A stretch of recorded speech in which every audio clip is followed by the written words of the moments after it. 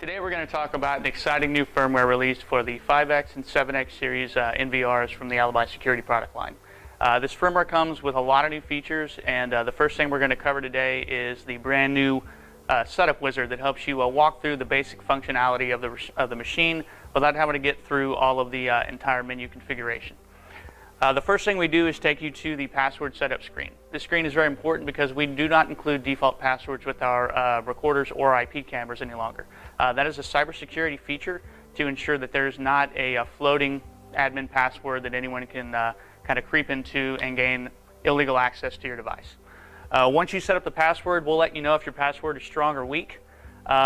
You do also have to set up an additional IP camera password, and that password is used for cameras that are going to plug and play into the back of the built-in switches, or for cameras that you might want to activate that you're discovering on the primary network that may be plugged into outside of that built-in switch. There's three important things that typically get overlooked whenever the recorder gets set up in the wizard. The first is a GUID file.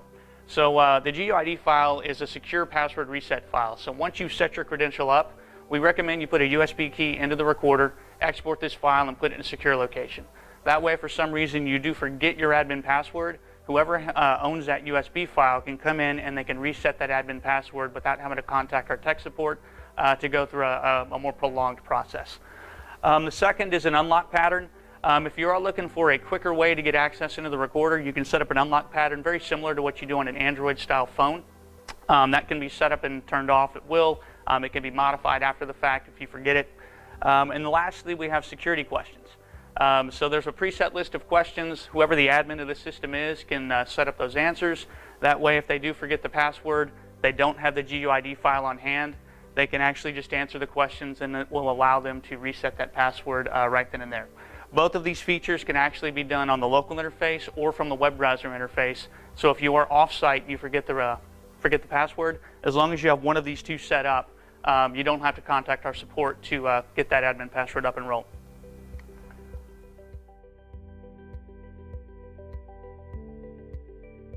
So once you have your credentials set up, we'll get you to the next part of the wizard. This is a date and time setup. We typically try to pre-program this based upon the order whenever this is placed with our sales team. But go ahead and verify the time zone is set correctly. You can change the date and time format if you don't like month, day, year to say day, month, year, month, day, however you want to configure that. System date as well as the system time, just make sure you are verifying that is correct, because this is what ties the recording database together. So when you're searching files in the future, you want to make sure you're not looking in the wrong time place. If you do plan on using a timed server, if that's part of your business or just a personal preference, we've added this into the wizard. So you can sync this up with any server that you can gain access to. The most common is pool.ntp.org, but use whichever one you see fit, whether it's internal or external. We'll talk to it. Once we roll out of that, we go into the network setup. So all the boxes come defaulted to DHCP. So if you're plugging this into your standard network, if it's whether your house or small business, typically your router is going to serve up an IP address to this. That IP address is going to be unique to the recorder. That allows you to get access on your local area network directly through that IP address, and it won't clash with anything else. We always recommend, once you get that address, unchecking the DHCP box. Because in the event of a power outage and if the system does reboot, there is a chance that the router may serve up a different IP address. So you might actually lose the ability to get access to it without having to verify what IP address has been reprogrammed into it. You'll notice on the models that have a built-in PoE switch, we additionally have an internal NIC IPv4 address. That is one benefit for using the built-in switch in the recorders.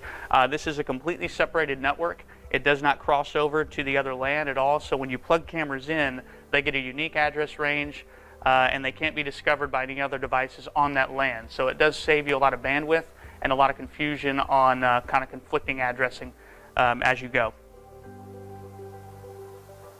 Next, you'll see the hard drive. If you do get the hard drive from us, we'll pre-install it. We do initialize it. So you'll check, just make sure it says normal. If you do change the time and date because you are in a different time zone, always hit the initialization button again to make sure that when you start recording, you're on the right time date stamp. That way the database doesn't have a conflict. If you are planning on adding cameras outside of the built-in PoE switch on your network, this is our device discovery tool. We will reach out, we will find any Alibi device that may be on your LAN. From this page, you can activate them with passwords. You can reassign IP addresses, and then you can also add them to whatever channels may be existing or open on the box. You'll notice down here we have a checkbox called an H265. All of our new IP cameras come with this modern codec.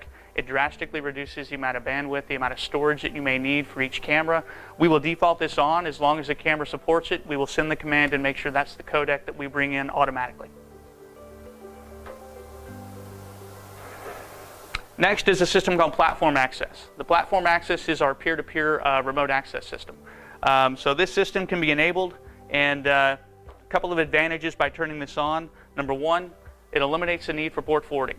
We will actually reach out to a secure server in the cloud that connects the endpoint to your mobile device or client software, and you don't have to go into your router and worry about any configuration being done. It also leaves no holes in the firewall because of that, because it's a temporary session that opens and closes. We also are able to do stream encryption through this. So if you choose to, an additional verification code will be required the first time you log into this through your mobile app. And what that will allow you to do is have 128-bit AES encryption on the video. So if someone does try to pirate into that stream, they're going to have a very hard time trying to gain access to it. That verification code is set up here, and as long as you can see the server, you'll see an online status right here. The QR code appears as a way to set it up. We'll cover that in a later video on how to actually get this added to a peer-to-peer account, but it becomes a very, very good tool for you to be able to get remote access quick, fast, and secure. The other thing that this does is it allows us to turn on one feature that is new in this firmware, which is a cloud update feature, and we'll cover that later on in the menu. The last part of the wizard is your ports. So if you are planning on doing remote access to this, whether it is on a local area network or over the internet, ports are typically used depending upon how you gain access. These ports are defaulted to the one shown here, 8080 and 1050. Feel free to change those if those conflict with other devices on the network, and you can do that right from the menu. And after that, click the Finish button, and that will get you the basic configuration up and running.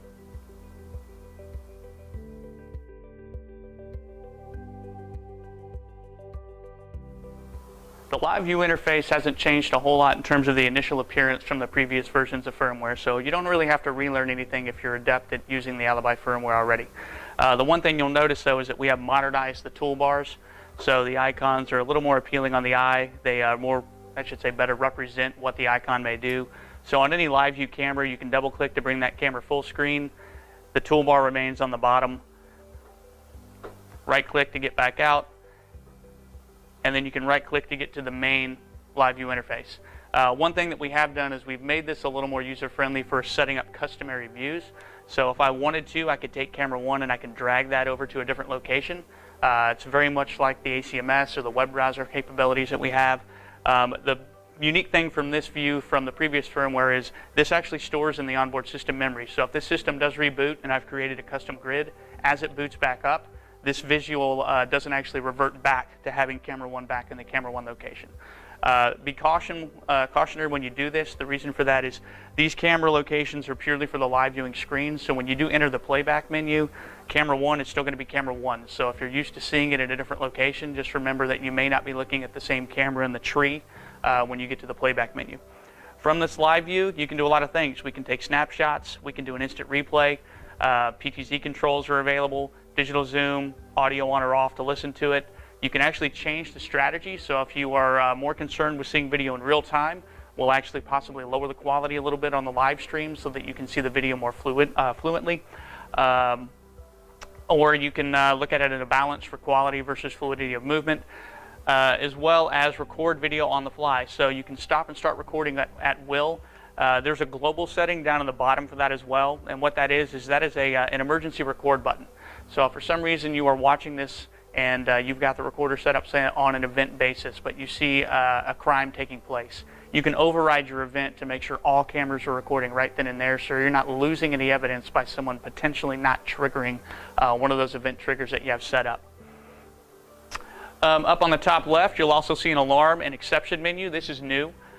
So as you come in here, you can look at exceptions based upon hints that may be done for optimization for hard drives, network disconnections, IP conflicts, basic events such as motion detection, video tampering, or even smart events that we use when we talk about our analytics. The benefit for that is you can see this in real time. If an event does take place, it'll pop up in the list. Then you can actually play back video that was recorded directly from this menu, so you can get to that criteria and evidence right then and there without having to go through the entire playback menu to find that relevant piece of video.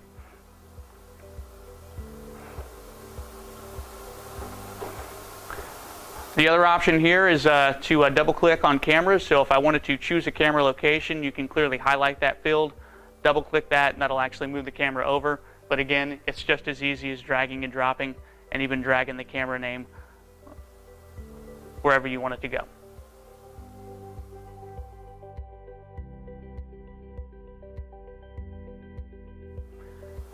To get to the playback menu, simply click on the icon on the left-hand side, choose the playback icon, and we'll get you into the new playback menu. The graphical interface has changed to be a little bit more intuitive.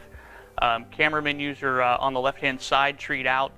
Time and date is going to show down here in terms of the calendar.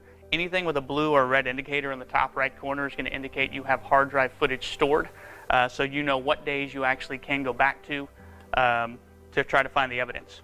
When we click on a camera, that camera will pop up automatically. You'll see the timeline on the bottom. You can drag that merely by grabbing the timeline and looking at the different icons in terms of the red or blue.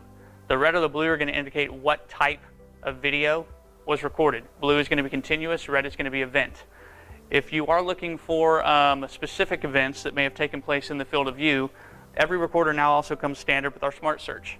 Smart Search allows you to use some customized tools without having to set up analytics before the fact. So we can actually come in and we can draw a grid anywhere in the field of view for motion detection and hit search. If there was motion that was filmed, the timeline will actually change to fill those areas from blue to red to show that that's where the events took place. That way you can get to that video again faster. The whole key to this is making sure you can find relevant evidence in a timely fashion. If you wanted to get a little bit more, I should say, smart, we can also do a line crossing. And you'll notice the icon changed. Or we can choose to draw an intrusion zone if objects were actually to intrude in this area. And it'll help change that timeline event. Once you find the relevant video, you can export this a couple of ways. You can try to memorize the time and date down at the bottom on what you wanted to record, or you can actually come down and click the clipping bar. We've enhanced the clipping bar to actually allow you to have sliders on the beginning and the end. That way you can see down to the second what your video file is going to be. Once you find that clip, merely click on the export clip, and this will allow you to choose a location for video in the log, as well as export a specific player to help play any files that may have a proprietary codec attached to them.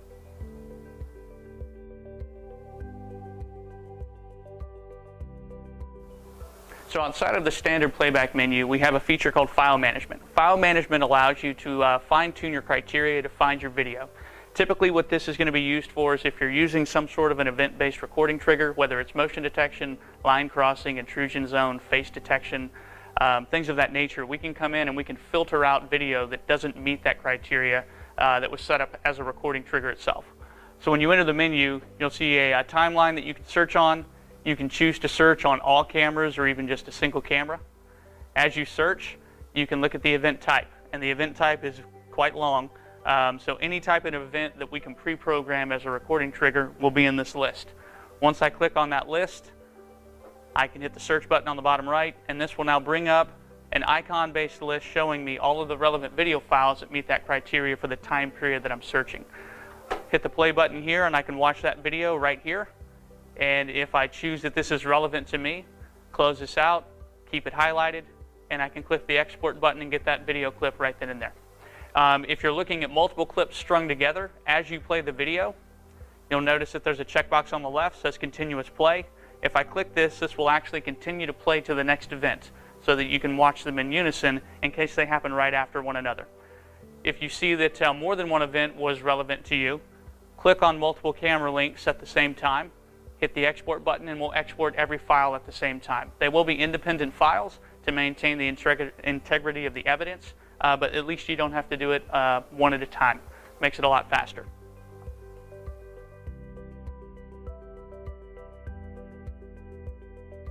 The camera menu comes with some exciting new features as well. So when we get into our camera menu, the first thing you'll see is all of the potential channels that are either being used or unoccupied at the moment. This is a new graphical interface compared to the list view, but if you are more of a list style programmer, you can come to the top right and you can go back to the way that the previous firmware was showing the camera. So it's a little more familiar, may allow you to get it up and running faster. But if not, you can come back and you can look at each icon here and see the preview play whenever you have a camera plugged in and ready to go. One of the enhancements we have on all the recorders right now is something called PoE, extended PoE. So if you are using specific cameras that we have identified as being capable of this feature, you can extend beyond the standard 328 feet that the IEEE deems for power and video over an IP network. That can be extended upwards of 250 to 300 meters. There are criteria that you need to meet, so make sure you follow the guidelines that are listed in our instruction guides, and it's merely an on or off feature. So we either click on or off. Additionally, you can see the actual PoE usage that takes place when you plug in cameras to the built-in switch. Each switch is going to have a resource bank on how much power it can produce.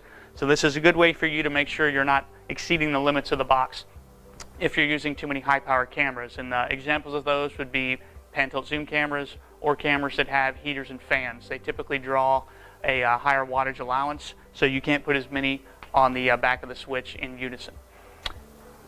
A new feature is the enable disable PoE plug and play port. So by default, we try to plug and play protocol every port on the back of the recorder. The reason for that, it's simple. It allows us to activate a password, you don't have to assign any IP addresses, and it keeps all that traffic segmented. We do have instances though where cameras just can't be home run back to this unit. And customers have been asking us, how do we get that off of our customers' network so that we're not bogging down their traffic or making the cameras accessible on their standard LAN. By coming in here, we can actually disable the plug and play port on as many channels as you want. Once I apply that, we go back to our camera menu, and the channels I turned off now have a plus icon because they are no longer pre-tagged to the ports on the back of this unit purely for plug and play. This now means that I can either plug in a switch to say port 14 on the back of this, and then I can bring in 3 additional channels through that switch. The benefit for that is it keeps them on the same subnet and separated LAN segment as the plug and play cameras. So while they may not be home run back into this recorder for plug and play, we'll still pre-address them as you hit the add button. We can activate them the same way we do for plug and play, but it allows you to have a more distributed network.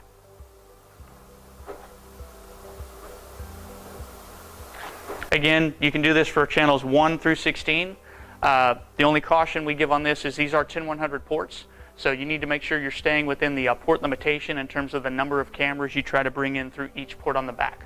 The simple solution to that is, as long as you can separate out multiple switches on their LAN design, you can plug in a switch, say to port 9 and then to port 13, and bring in cameras through different ports to make sure the traffic isn't being overloaded.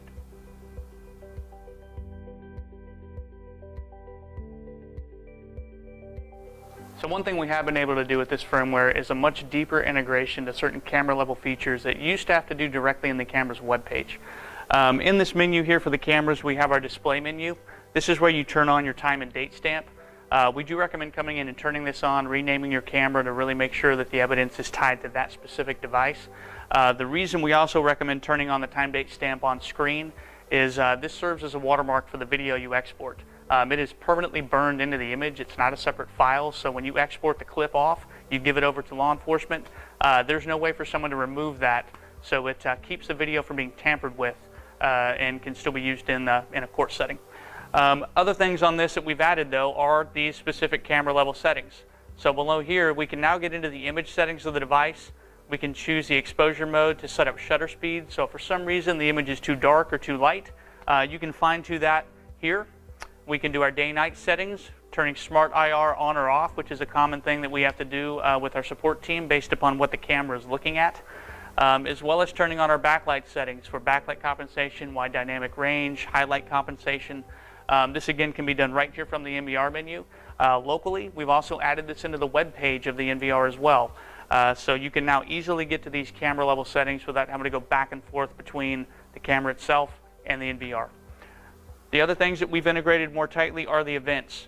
So in the events, most of these events that show up are going to be camera level, motion detection, video tampering, video loss, but the big change is in the smart events. Now the smart events page is only going to show you advanced analytics that the camera is capable of producing. There's no longer a grayed out bar, so there's no confusion on what the camera should or shouldn't support. These settings again can be done directly here in the NVR, so there's no need to go back and forth between the camera itself to get these advanced settings configured.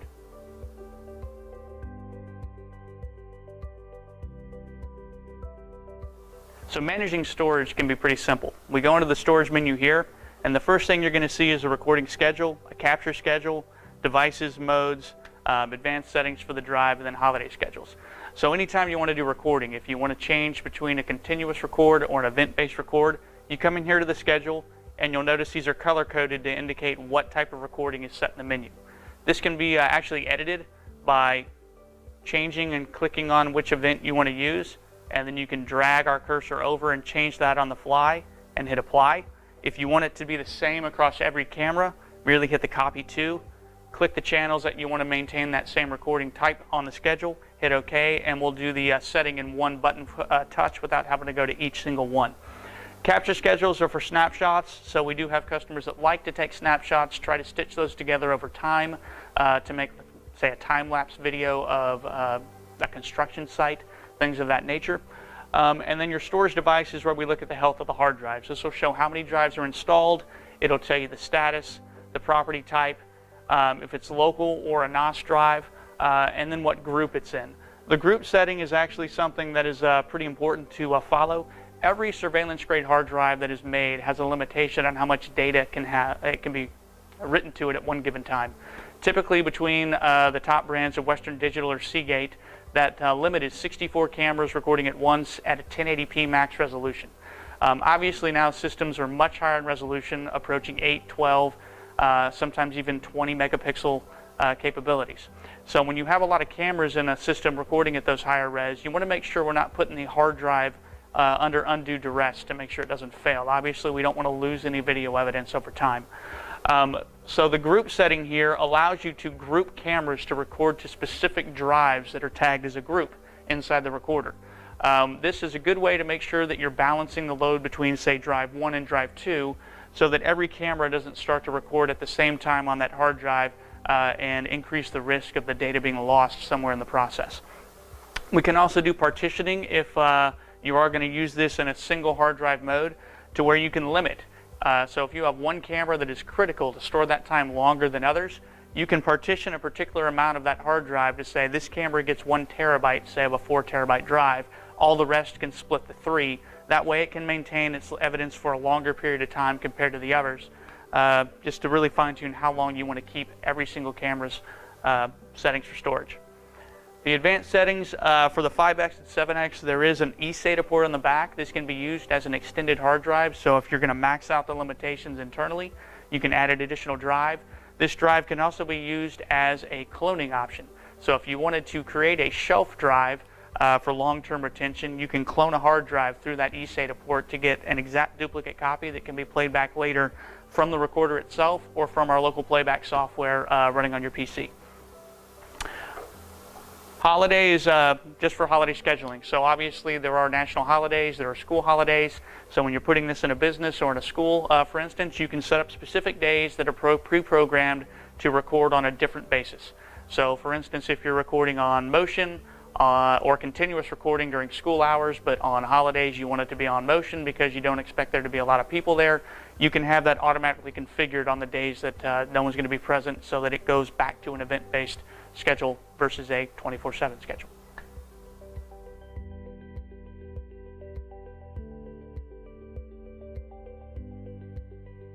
Our configuration menu is designed for system setup of the actual NVR itself. So when we enter this menu, you're going to get your general settings first, which determine your language, the time and date that you've probably already set up through the wizard, a device name.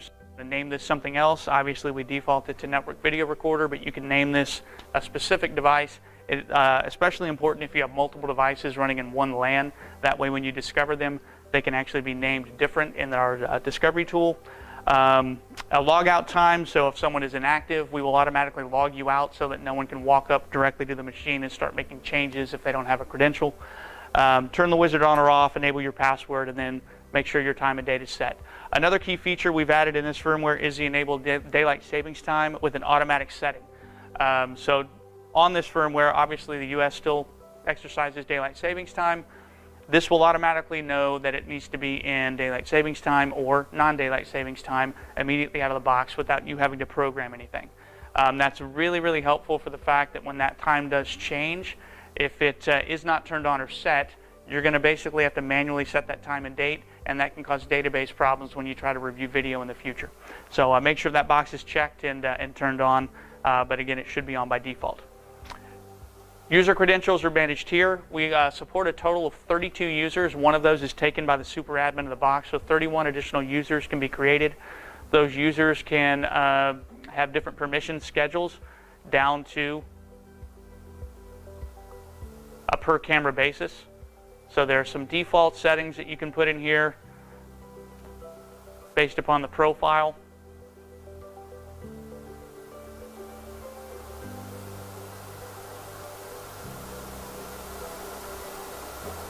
Between guest and operator.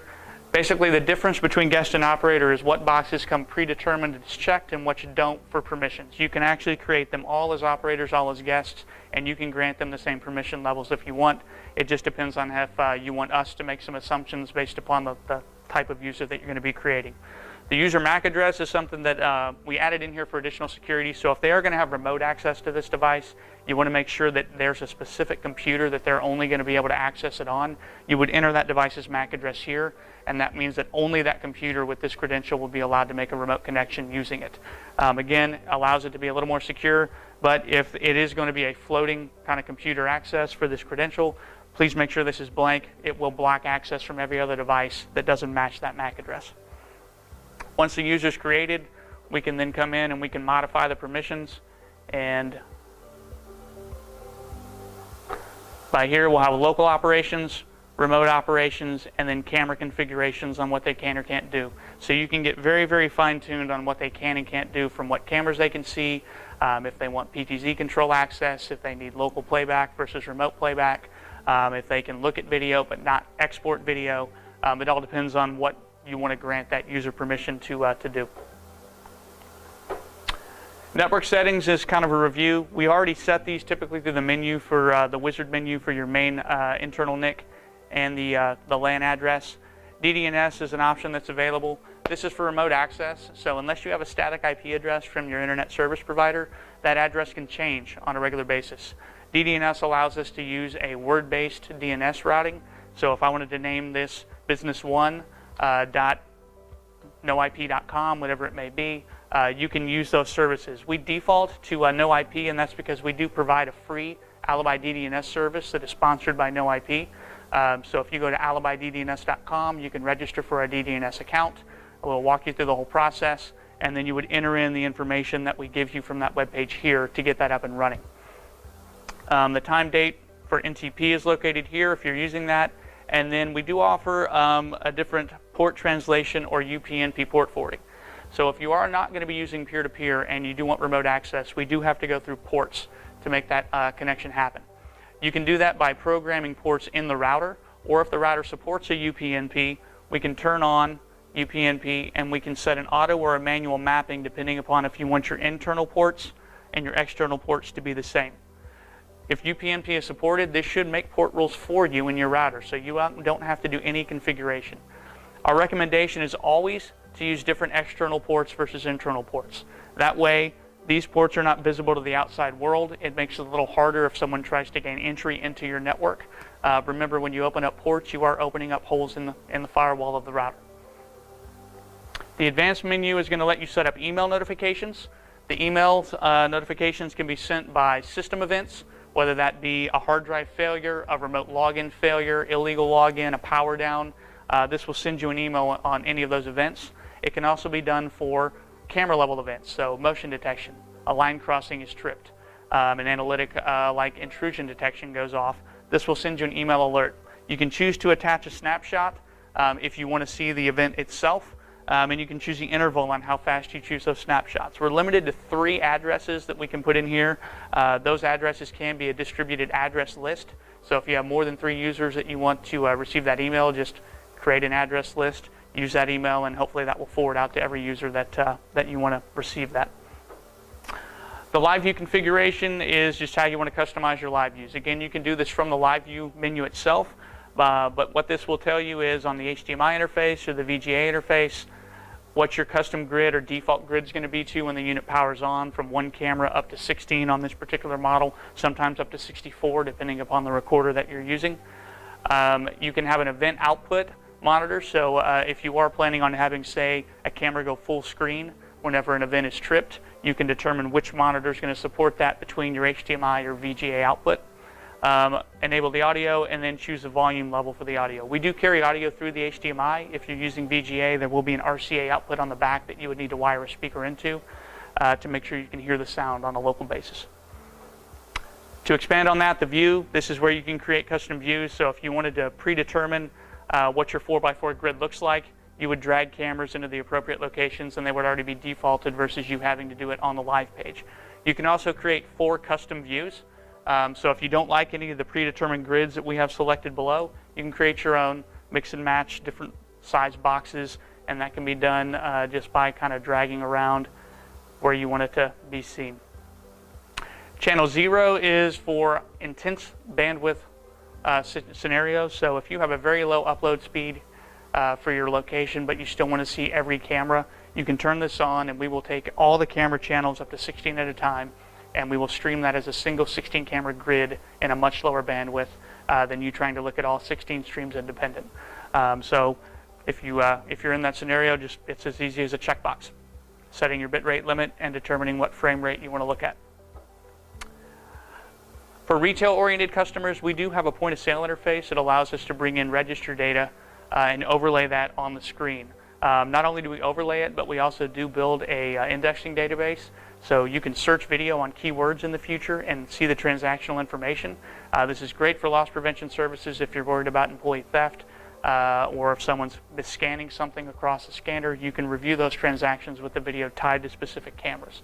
A big upgrade to this plan on the firmware comes in the form of the type of data we can receive. So to get point of sale to work today, our primary support is through a TCP IP connection to the register over the network.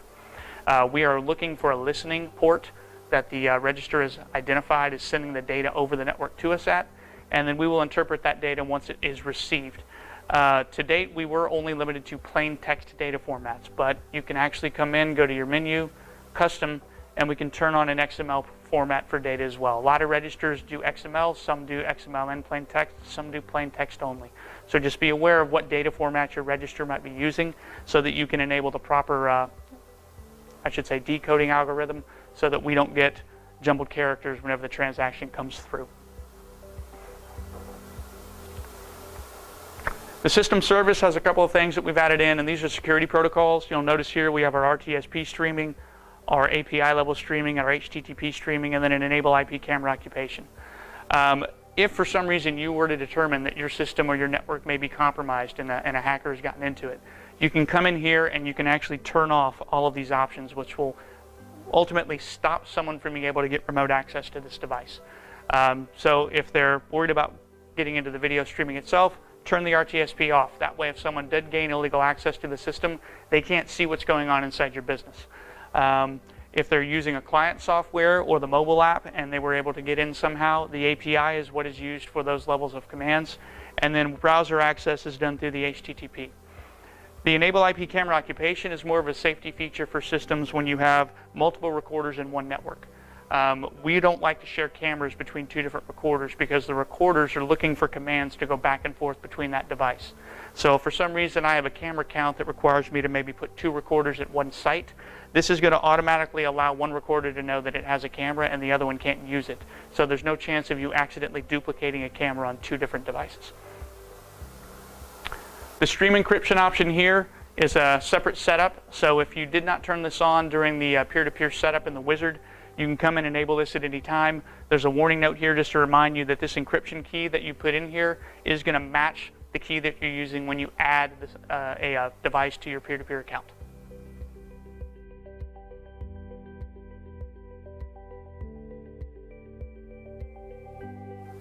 The last option in our menu screen is the maintenance menu.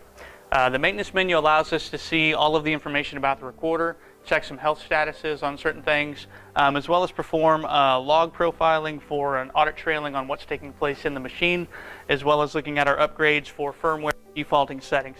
The first thing you'll see is the system information menu. This will tell you the model number, serial number, firmware version. We mentioned earlier that we did offer a new feature called cloud updating. So once you have this firmware, once we start to push new firmware versions, as long as you have platform access enabled for our peer-to-peer service, you'll see a button here called software update appear. Click that button, it'll reach out to the server, it'll find if new firmware is available. If so, it'll ask you if you want to download it. It'll then download it and upgrade the box automatically. Once it's finished the download, it will reboot, get you back up and running. But there's no more searching our website trying to find the latest and greatest firmware. It's available at the touch of a button right from the recorder. Other options shown here, your cameras. It'll show you what cameras are connected, the status, if they're recording, what alarms may be being triggered for the for the input-output, whether it's normally open, normally closed. You'll also see network statistics for what you've set for your LAN address, DNS information, and then hard drives that are installed. The log information is how you check what's taking place in the recorder. This can be done from specific events, or if attempts were being made illegally, you can see where those attempts may have been coming from, whether it's at the local machine or whether it's remote. So you can really just see what's going on with the recorder in case something just seems out of sorts in terms of what's normal and what's not. The import and export allows you to import configuration files. So once you have this set up, you like everything the way that it is, I highly recommend you come in here and you export your configuration.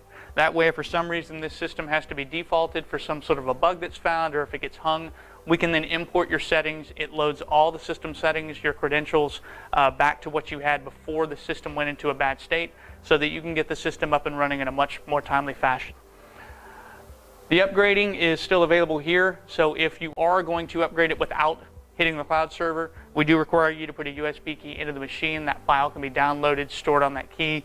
We'll search that USB drive here, and then you can update the firmware manually directly from the box. And then defaulting. With defaulting, you have three options. We have a restore default settings.